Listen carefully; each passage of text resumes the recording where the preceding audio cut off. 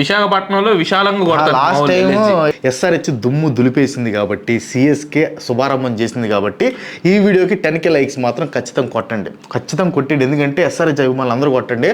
అసలు రాబందుల రాజ్యంలో రాకాసుల మూకల్లో మొత్తానికి మనం 2 మ్యాచ్లు గెలిచేసాం. ఆ గెలవటం కూడా మామూలు గెలుపు కాదు, వన్ సైడ్ మ్యాచ్లు అనమాట. సో వన్ సైడ్ మ్యాచ్లు ఏంది, వన్ సైడ్ మ్యాచ్లు చివరి దాకా వచ్చారు. సిఎస్కే మ్యాచ్, ముంబై మ్యాచ్ చివరి దాకా వచ్చింది. మా వాళ్ళు ఆడదానికి 242 దాకా కొట్టారు. పెద్ద వన్ సైడెడ్ మ్యాచ్ అట్లా మాట్లాడబాక. గెలిచారని చెప్పి ఓడిపోయిన తర్వాత సిగ్గు లేకుండా గెలిచారని చెప్పు, అంతేగాని వన్ సైడెడ్. ఆర్సీబీ ఒక మ్యాచ్ జరిగిన మ్యాచ్లు అన్నిట్లో ఆర్సీబీ ఒకటే.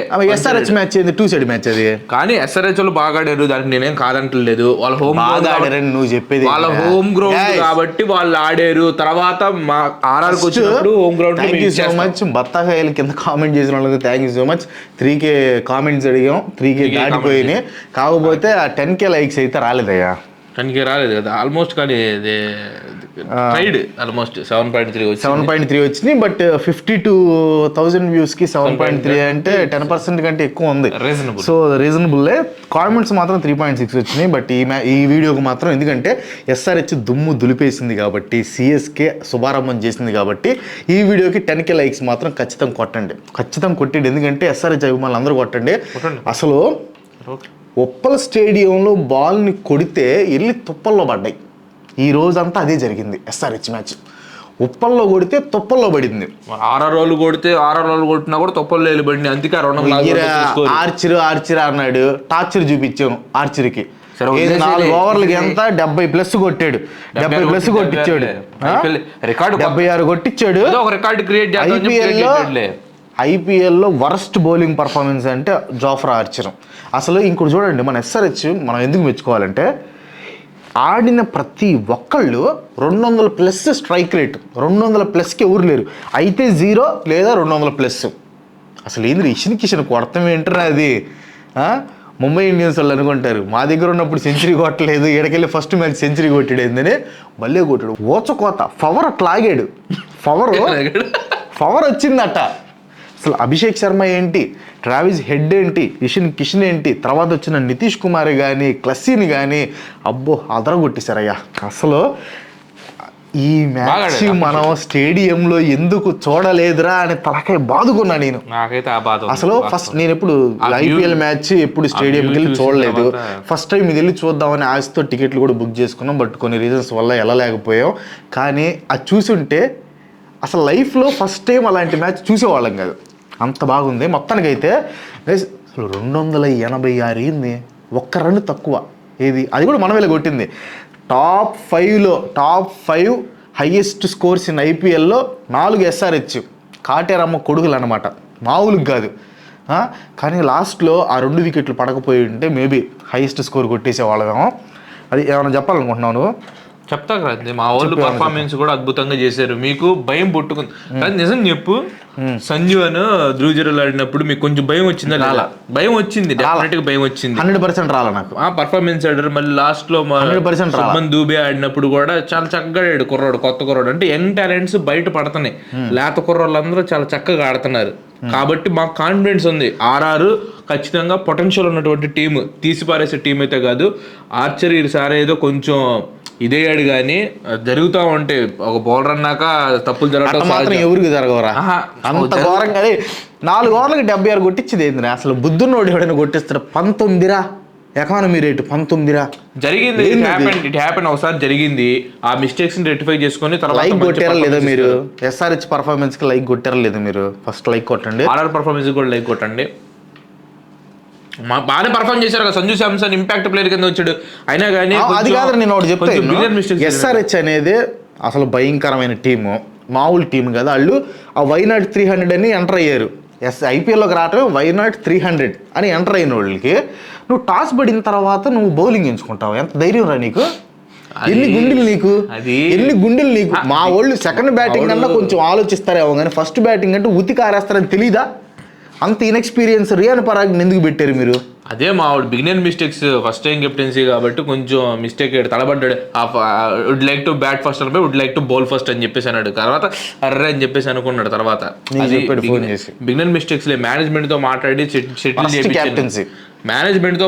సెటిల్మెంట్ చేయించాం క్రాంతి మేము. తర్వాత సంజుని ఉంటే అంత స్కోర్ కొట్టేవాళ్ళు కాదు, సంజుని తీసుకురమ్మని చెప్పేసి మాట్లాడాం. అసలు సంజు లాంటి experienced player behind the stems ఉండకుండా మనం ఇంపాక్ట్ ప్లేయర్ గా పెట్టుకుంటాం అనేది బిగ్గెస్ట్ మిస్టేక్. అది నాకు తెలిసింది, నా దాకా వచ్చింది కాబట్టి నేను చెప్పాను వాళ్ళకి తీసుకొని. ఇదైతే మ్యాచ్ ఓడిపోయావుగా, మ్యాచ్ ఓడటం జరిగింది క్రాంతి, కానీ పొటెన్షియల్ ఉంది. వాళ్ళ గెలిచారా, ఓడిపోయాము, మరి ఎందుకురా ఓడిపోయావా అది వదిలేది. తర్వాత Mumbai CSK match last subscribe చేశారు లేదా? సబ్స్క్రైబ్ చేయకపోతే ఖచ్చితంగా సబ్స్క్రైబ్ చేసి చూడండి, ఎందుకంటే మోటివేషన్ ఉండాలి. అది ఇంకోటి నెక్స్ట్ వచ్చేసి Mumbai Indians CSK one side dead rubber అంటారు దాన్ని. డెడ్ రబ్బర్ కాదు, లాస్ట్ ఓవర్ దాకా తీసుకొని వచ్చాం. డెడ్ రబ్బర్ లాస్ట్ ఓవర్ మేము లాగాం అంతే, 5 బాల్ మిగిల్చి కొట్టింది. మేము లాగాం, అది పెద్ద స్కోర్ అంటారా? పెద్ద స్కోర్ అంటారు అనుకున్న వాళ్ళు అయితే, మీరు పెద్ద స్కోర్ అంటారు అనుకున్న వాళ్ళు అయితే 15 ఓవర్లకు ముగిచ్చేసి వెళ్ళిపోవాలి. డబ్బులు పెట్టి ఎందుకు వచ్చారు స్టేడియం? కాదు క్రాంతి, కొట్టాలి, అది కొట్టాలి. ఎంటర్టైన్మెంట్ అంటే మీరు కొట్టేవాళ్ళం, మీరు కొట్టిన బొచ్చు 150కి ముక్కి మూలిగారు. 150 స్కోర్ ని రోహిత్ శర్మ డక్అవుట్ బీట్ చేయడానికి రోహిత్ శర్మ డక్అవుట్ అయ్యాడు. హ్యాపెన్స్ రా, మన ఛాంపియన్స్ ట్రోఫీ ఫైనల్ ఎంత కొట్టాడు? 70 చిల్లర కొట్టాడు. అప్పుడు 11 ఓవర్లు ఇప్పుడు ఎందుకు లెగుస్తున్నాయి? ఒక మ్యాచ్ ఏదో డక్అవుట్ అయ్యాడు అని చెప్పేసి. నేనైతే సెకండ్ మ్యాచ్ డిసప్పాయింట్ అయ్యానండి. Second match disappoint. నీ డిసప్పాయింట్మెంట్ తో ధోని వచ్చి 6 కొట్టి మ్యాచ్ గెలిపకుండా 2 బాల్ అట్లా డాట్ చేసి, అరే ధోని దగ్గర దాకా తీసుకొచ్చారంట 150 స్కోర్ కి. ధోని దగ్గర దాకా తీసుకొచ్చారంటే సిగ్గుండాలి మీకు. ఏదో 3 వికెట్లు 4 వికెట్లు పడి కొట్టేసే దాన్ని 6 వికెట్లు పడేదాకా తెచ్చుకోవాలి. ఎందుకు అడాసిటీ ఏంటి? ఓడిపోయినాడు అన్నా కానీ అదే చూడు, మామూలు ఆర్సీబీ వాళ్ళు ఎట్టాడారు. 17 ఓవర్లు కొట్టి అవతల పడేసారు, 3 ఓవర్లు మిగిల్చే కొట్టారు. ఇంకా 17 3.4 దగ్గర 4 ఓవర్లు మిగిల్చి కొట్టారు. అట్ట కొట్టాల్సిన మ్యాచ్ ని మీరు ఎడదాకా తీసుకొచ్చి మీరు మాట్లాడుతున్నారు ఏంద్రా? సరిగ్గా చెప్తున్నా కదా, అంతే. ఒక్క 12 రన్స్ కనుక ఉన్నట్టయితే ఎక్స్ట్రా మాయి మేము ముందే కొట్టేవాళ్ళం. 12 రన్స్ కనుక ఉండుంటే చెప్తున్నాను మ్యాచ్ ఇంకోలాగా ఉండేది. మ్యాచ్ ఇంక 12 రన్ కొట్టినా 20 రన్స్ కొట్టినా మనం కొట్టేవాళ్ళం. ఏంటంటే తక్కువ స్కోర్ ఉంది కాబట్టి చిన్నగా ఆడాం, అంతకు మించి ఏం లేదు. కానీ అరే ఏదైనా కానీ పర్ఫార్మెన్స్ అయితే మొత్తానికి గైస్ 6 పాయింట్లు, ఒకే రోజు 4 పాయింట్లు. అది ఒకే రోజు 2 మ్యాచ్లు గెలిచాము.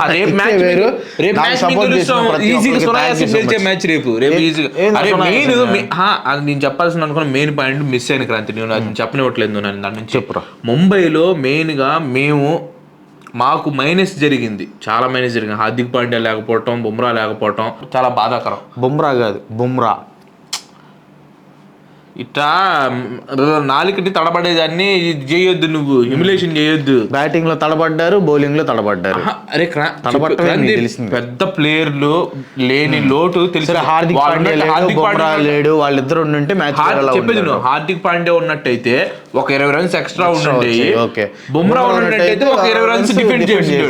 అయిపోయింది మ్యాచ్ అక్కడ, ఆడ అయిపోయింది మ్యాచ్. అవ్వలేదుగా, 2 పాయింట్లు వచ్చినాయి. అవన్నీ ఓడిపోయిన తర్వాత 100 చెప్తాం. ఫస్ట్ మ్యాచ్ లో 100 చెప్పేవాడిని. నెక్స్ట్ మ్యాచ్ గురించి మాట్లాడుతూ అయిపోయిన గురించి రక్త కన్నీరు, కళ్ళు కూడా ఎర్రగొన్నాయి చూడండి. వచ్చింది నెక్స్ట్ మ్యాచ్ సంగతి చూడు. నెక్స్ట్ మ్యాచ్ DC LSG ఏమైంది? ఏమైంది, మీ దగ్గర ఉండే KL రాహుల్ ఇటు పంపించారు, పంత్ని మీరు తీసుకున్నారు అంతే. అవును, రిషబ్ పంత్ నెంబర్ 1 కదా. రిషబ్ పంత్ ఫామ్ లో లేడుగా. ఎందుకు లేడు? ఎవడు చెప్పాడు? మ్యాచ్ ఆడుతున్నాడు. మ్యాచ్ లో ఆడలేదు, ఫామ్ లో లేక. ఫామ్ లో అంటే ప్రాక్టీస్ లేదు కదా. KL రాహుల్ వన్డే ఆడతాడు కాబట్టి, మావాడు కొంచెం దూకుడు స్వభావంగా కాబట్టి KL రాహుల్ ఇచ్చారు. KL రాహుల్ ఫామ్ లో ఉన్నాడు కాదంటలా, వన్డే ఫామ్. అది T20కి చాలా తేడా ఉంది. మీ ఓడు ఎంత మహా అయితే 120 స్ట్రైక్ రేట్ మీద ఆడతాడు. అది ఉపయోగం లేని స్ట్రైక్ రేట్, అది అదవుతున్నా ఉపయోగం లేని స్ట్రైక్ రేట్. మా ఓడు 10 బాల్ ఉన్నా గానీ 20-22 కొట్టేసి వెళ్ళిపోతాడు. చాలా మీ ఓడు 30 బాల్ ఉన్నా గానీ 35 బాళ్ళకి 50 కొట్టే రకం. అది వేస్ట్. సిచ్యువేషన్ తగ్గట్టు ఆడతాడు. KL రాహుల్ అట్టనబాక. KL రాహుల్ మంచి బ్యాట్స్మెన్ వన్డే. అది వన్డే బ్యాట్స్మెన్ అంతే. అండ్ మ్యాచ్ వచ్చేసి విశాఖపట్నంలో విశాలంగా కొడతారు. లాస్ట్ టైం ఇక్కడ జరిగిన ఐపీఎల్ కోల్కతా రైట్ రైడర్స్ ఎంత కొట్టారు అనుకున్నా? తెలియదు. 272 కొడితే చేస్తాం. అంటే బ్యాటింగ్ పిచ్ అని చదువుతున్నా. అండ్ ఇంకోటి ఏంటంటే అన్ని బ్యాటింగ్ ఫస్ట్ గెలిచినాయి. కాకపోతే ఎల్ఎస్జి డిసి బోత్ చూసుకుంటే కనుక ఎల్ఎస్జి కొంచెం అడ్వాంటేజ్ ఉంది. అది ఎందుకు ఉందంటే ఇంత ముందు కేఎల్ రాహుల్ అటు ఉన్నాడు కాబట్టి, ఇప్పుడు ఇటు వచ్చాడు కాబట్టి అడ్వాంటేజ్ విల్ బి మేము సమన్ చేస్తాం. ఇదవదు క్రాంతి. నికో ఉన్నాడు, పూర్ణిమ ఉందిగా, అదే నికో పూర్ణిమనేగా. పూర్ణిమ మా వైపు ఉన్నాడు. పూర్ణిమ ఉన్నాడు, రిషబ్ ఉన్నాడు. మంచి టీం చెప్పు, మీ టీం చెప్పు. ప్రాబుల్ టీం ఇదిగో కులకర్ణి మనోడు కొత్తోడు, నాకు అంత అవగాహన లేదు కాబట్టి మంచి ప్లేయర్ అని చెప్పేసి బయట అయితే బాగా టాక్ ఉంది. మిచెల్ మార్ష్ తెలిసింది మాట్లాడను, మంచి ప్లేయర్ అని వదిలేసి నెక్స్ట్ చెప్పు. Mitchell Marsh number one allrounder ఒప్పుకున్నా కదా. Mitchell Marsh, Rishabh Pant neat కొడతాడు. మామూలు మ్యాచ్ ఆటలేదు ఏ మాట వద్దు, నీట్ కొడతాడు. నికో పూర్ణిమ గురించి చెప్పాల్సిన అవసరం లేదు. పూర్ణిమ ఎప్పుడు ఆడతాడు పూర్ణిమకే తెలియదు అని అనుకుంటా. లాస్ట్ సీజన్ మొత్తం పూర్ణిమ పూర్ణిమ 10 runs లోపల అవుట్ అవ్వకపోతే అప్పుడు అడుగురా. పూర్ణిమ 30+ మై ప్రిడిక్షన్. పూర్ణిమ 10 runs కంటే ఎక్కువ కొట్టడు. మేబీ ఆ అవకాశం రాకపోవచ్చాం. పూర్ణిమకి అవకాశం లేకుండా ఇది కూడా చెప్తున్నాను. 15 overs లోపు పూర్ణిమ వస్తే డెఫినెట్ గా he will hit 30+ runs. 15 overs లోపల వచ్చినా 10 overs లోపల వచ్చినా పవర్ ప్లేలో వచ్చినా కూడా he's going to score less than 10. This is my prediction. Ayush Badoni తెలుసుగా నీకు, పొట్టోడు, లేత కుర్రోడు, పొట్టి గిట్ట అనబాక. పొట్టుకున్నాడు కానీ పొట్టుడు అన్నాడు. అయ్యోద్ది మాట్లాడదు. లేత కుర్రోడు అయినా గానీ చిచ్చర పిడుగులాగా ఆడతాడు. నెంబర్ 1. Okay right. మిల్లర్ మావ మన అట్టాడు చూసావు. తెలిసేదేంటి డేవిడ్ మిల్లర్ సంగతి తెలిసింది. అది మన సమద్దు తీసిపడేసటం కాదు, అది తీసిపడేయటం కాదు. మీకు తీసేసిన రాయే మూలక తలరాయ అనే సామెత ఒకటి ఉంటుంది చూసావా. SRH తో మ్యాచ్ జరిగేటప్పుడు అదే నిరూపించబోతాడు ఎల్ఎస్జి. సరే అబ్దుల్ సమద్, షార్దుల్ ఠాకూర్ ఆల్రౌండర్, బౌలింగ్ ఇష్యూని ఇస్తాడు, బ్యాటింగ్ ఆడతాడు, బౌలింగ్ వేస్తాడు. తర్వాత నెక్స్ట్ పేరు చదువురా, కరెక్టే చదువురా, చూద్దాం. రాజవర్ధన్ పక్కన చదువు. రాజవర్ధన్ రెండెందుకు, పక్కన పేరు రాజవర్ధన్ పడి చాలు, కంఫర్టబుల్ గా ఉంది. పక్కన పేరు రాజవర్ధన్ పక్కన ఒకసారి ట్రై చేయి. ఇది అగరక్రా. సరే వదిలేసి నీ వాళ్ళ కదా. తర్వాత Ravi Bishnoi, okay. Shamar Joseph bowling, okay. West Indies తీసిపడే. ఇది కదా మీ టీం. అద్భుతంగా ఉందిరా టీమ్. ఓకే అద్భుతంగా ఉంది. ఓకే లెట్ మీ చెప్పని నా టీం లేదో. జేక్ ఫ్రేజర్ మెగ్రూక్ తెలుసు కదా, మనిషి చిన్నగా ఆడే, అసలు అతనికి మర్యాదగా ఏం తెలీదు. దూకుడు కొడతాడు, లేకపోతే వెళ్ళిపోతాడు అంతే. పెట్టడం ఉండవు. నెక్స్ట్ ఫాఫ్ డూప్లెసిస్ అతనికి ఉన్న ఎక్స్పీరియన్స్ ఏంది, ముసలాయన అయితే అదే ముసలాయన అయిపోయింది. రసం పిండేసి ఆర్సీబీ పంపించేశారు. సరే ముసలాడు అంటున్నావు కదా, ఫాఫ్ డూప్లెసిస్ ని నువ్వు షర్టు ప్రదేశం నిలబడంటరా. కూర్చొని ఎడిటింగ్ చేస్తాను, నువ్వు మాట్లాడుతున్నావే ఫిట్నెస్ గురించి, భలేవాడే మాట్లాడుతున్నావు ఫిట్నెస్ గురించి. సరే అది ఆ టాపిక్ టాలెంట్ ఎడిటింగ్ చేయమని చేస్తాడు, వదిలేసాయి. ఓకే. తర్వాత అభిషేక్ పోరెల్ భయంకరంగా బ్యాటింగ్ ఆడతాడు. కేఎల్ రాహుల్ తెలిసిందేగా, సిచ్యువేషన్ కి తగ్గట్టు ఆడతాడు. రేపు కేఎల్ రాహుల్ 150+ స్ట్రైక్ రేట్ కొట్టకపోతే చూసావా 150+ అంటున్నావు కానీ 170 కొడతాడని చెప్పి నీ నోట్లో వచ్చి రావట్లేదు. చూసావా 150 మంచిదే స్ట్రైక్ రేట్. గుండెలు చేసుకొని 170+ కొడతాడని చెప్పారు. వదిలేసే కాదు 170+ కొడతాడని చెప్పి నేను ఒప్పుకుంటాను. 170+ కాన్ఫిడెంట్ ఒప్పుకుంటున్నాను. Very good. Axar Patel batting bowling మంచి ఫామ్ లో ఉన్నాడు. అవును. స్టబ్స్ మంచి హిట్టర్, ఫినిషర్. అశుతోష్ శర్మ బాగా ఆడతాడు. మిచెల్ స్టార్క్ తెలుసు కదా, లెఫ్ట్ హ్యాండ్ తో ఇసిరిమింగుడు. నెక్స్ట్ కుల్దీప్ యాదవ్ వేస్తాడు, కుల్చా. ముఖేష్ కుమార్ మంచి బౌలర్. టీ నటరాజన్ అది మంచి టీం. ఢిల్లీ బౌలింగ్ బాగుంది, దీన్ని నేను అంగీకరిస్తా. స్టార్క్ అండ్ నటరాజన్, తర్వాత కుల్దీప్ యాదవ్, మళ్ళీ ఉన్నారు. బౌలింగ్ అయితే కొంచెం పర్లేదు, మీది బౌలింగ్ బాగుందని చెప్పి. బట్ బ్యాటింగ్ పరంగా చూసుకుంటే మాత్రం మీరు నిల్లు మీ వాళ్ళు కంట్రోల్ చేయడానికి ట్రై చేసినా కానీ ఇటువైపు మా వాళ్ళు నిల్ అనబాక దయచేసి. లేదు క్రాంతి, మెగ్విషన్ ఉన్నాడా, ఫాఫ్ డూప్లిసిస్ ఉన్నాడా, పోరెల్ ఉన్నాడా, రాహుల్ ఉన్నాడా, అక్షర్ పటేల్, స్టబ్స్, శర్మ, ఇన్ని 7 ఉంటే ఏంది నువ్వు విషయం లేదంటావు ఏంది? విషయం లేదు క్రాంతి. సరే రేపు చూస్తారు విషయం ఏదో. ఇన్ కేస్ ఢిల్లీ గనక ఫస్ట్ బ్యాటింగ్ చేస్తే 220+ కన్ఫర్మ్. లేదు నువ్వు చెప్పురా. ఎల్ఎస్జి కొట్టింది 220+. ఎల్ఎస్జి సరదాగా కొట్టింది. ఒకటి ఇగో నేను ఇచ్చే ప్రిడిక్షన్ ఒకటి, నా ప్రిడిక్షన్ చెప్తాను, తర్వాత నీ ప్రిడిక్షన్ చెప్తాను. డీసీ తరపున నేను ఇస్తున్న prediction, in case first batting చేస్తే డీసీ 220+ రన్స్ కొట్టిద్ది.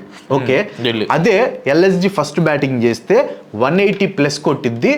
డీసీ దాన్ని చేసింది. అది నేను చెప్పేది. నువ్వు చెప్పు అంతే.